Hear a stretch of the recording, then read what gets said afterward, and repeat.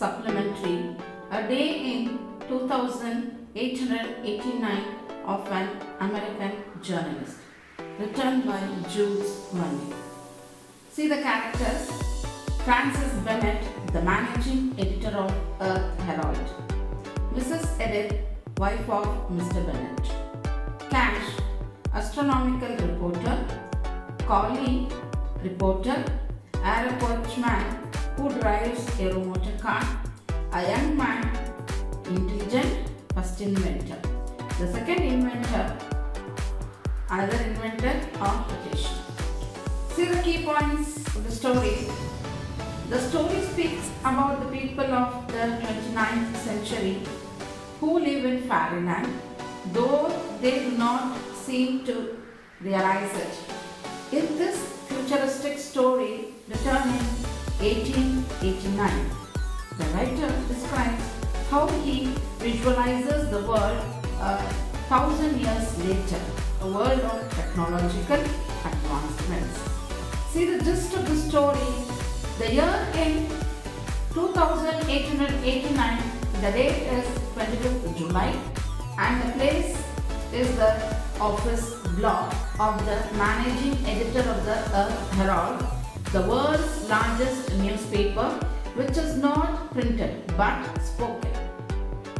It is by means of brisk conversation with the reporters, a political figure or a scientist that the subscribers can learn whatever happens to interest them. Frances Bennett woke up with a bad temper because it was 8 days since his wife had been in France and he was feeling a little lonely. He switched on his phonotelephone and he saw his wife appear in the telephotic mirror and he heard his wife's voice. He put on a smile. Then he quickly jumped out of bed and went into his mechanized dressing room without the help of wallet.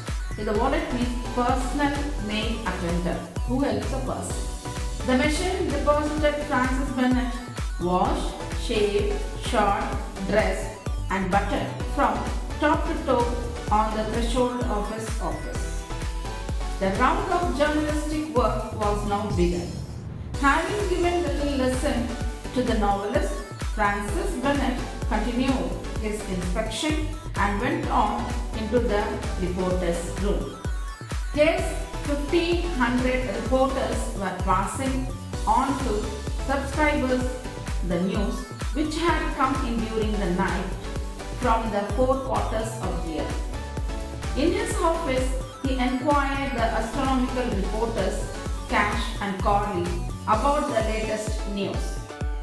He wished to feed the public with interesting astronomical news. He was excited to bring out the interesting discoveries made in the new planet Gandhini by one of the Earth Herald's astronomers. He was so anxious for the news to appear in today's issue. The next room was publicity room, a broad gallery about a quarter of a mile long. It brought in a daily average of $3 million. From this gallery, inordinate advertisements were projected on clouds by 1,000 projectors.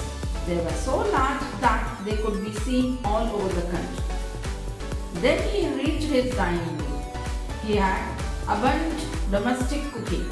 He was one of the subscribers to the Society for Supplying Food to the Home. He got his lunch from there through a network of pneumatic tubes. Then Bennett traveled to Niagara for his accumulator works. He took an aerocar with an aerocoachman who was waiting near his window. The aerocar is capable of gaining speed of about 400 miles an hour. After his return, he listened to many proposals in the waiting room of the Earth Herald. He supported the idea of an inventor who thought of reducing the final three elements into one, and another idea of moving the town of Saar to the shore using rails. At last, Bennett received a message from his wife, Mrs. Eric, that she was going to come to Centropolis by tube, which travels from Paris in 295 minutes. After the day's work, he thought that a bath would refresh him. Everything is done by machinery. He pressed a button, the bath tube tub appeared. Thus, the story ends. Everything is made possible in the future with the help of the technology. And